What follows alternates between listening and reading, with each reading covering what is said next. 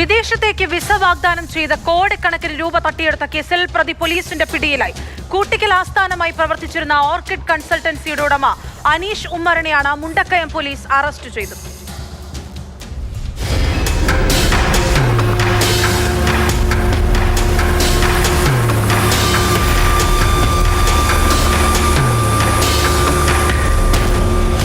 Visa തട്ടിപ്പ് സംബന്ധിച്ച് പരാതി ഉയർന്നതോടെ തന്നെ ഉടമ അനീഷ് ഉമ്മർ ഒളിവിൽ പോയിരുന്നു. അനീഷിന്റെ ഫോൺ കേന്ദ്രീകരിച്ച് നടത്തിയ അന്വേഷണത്തിലാണ് പോലീസ് സംഘം ഇയാളെ കോഴിക്കോട് വെച്ച് പിടികൂടിയത്. യൂറോപ്യൻ രാജ്യങ്ങളിൽ വിസയും ഉയർന്ന ശമ്പളമുള്ള ജോലിയും വാഗ്ദാനം ചെയ്താണ് അനീഷ് വിവിധയാളുകളിൽ നിന്ന് 5 ലക്ഷം മുതൽ 20 ലക്ഷം രൂപ വരെ തട്ടിയെടുത്തത്. പണം നൽകി നാളുകൾ കഴിഞ്ഞിട്ടും വിസ ലഭിക്കാതായതോടെയാണ് ഉദ്യോഗാർത്ഥികൾ പോലീസിനെ സമീപിച്ചത്.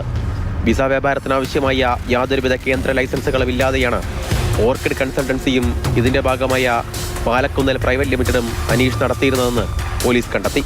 നിലവിൽ മുണ്ടക്കയം സ്റ്റേഷനിൽ മാത്രം തട്ടിപ്പ് സംബന്ധിച്ച 5 കേസുകളാണ് രജിസ്റ്റർ ചെയ്തിരിക്കുന്നത്. വിവിധ സ്റ്റേഷനുകളിലായി അനീഷിനെതിരെ 17ഓളം കേസുകളുമുണ്ട്. നിരവധി ആളുകളെ പറ്റിച്ച ആളാണ് അനീഷ് ഉമ്മർ എന്ന് പറയുന്നത്. ഇവിടെ 5 കേസുകൾ നമ്മുടെ സ്റ്റേഷനിൽ എടുത്തിട്ടുണ്ട്. കേരളത്തിൽ ഉടനീളം പോലീസ് സ്റ്റേഷനിൽ ഒരുപാട് കേസുകൾ ആൾക്കെതിരെ രജിസ്റ്റർ ചെയ്തിട്ടുള്ളതായിട്ടാണ് മനസ്സിലാക്കുന്നത്.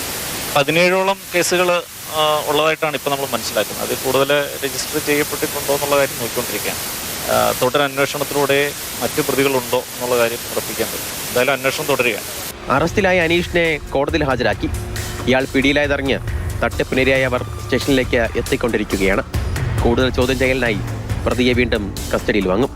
ഇതിലൂടെ തട്ടിപ്പിന്റെ വ്യാപ്തി എത്രത്തോളം ഉണ്ടെന്ന് കണ്ടെത്താനാകുമെന്ന പ്രതീക്ഷയിലാണ് പോലീസ് ഉള്ളത്.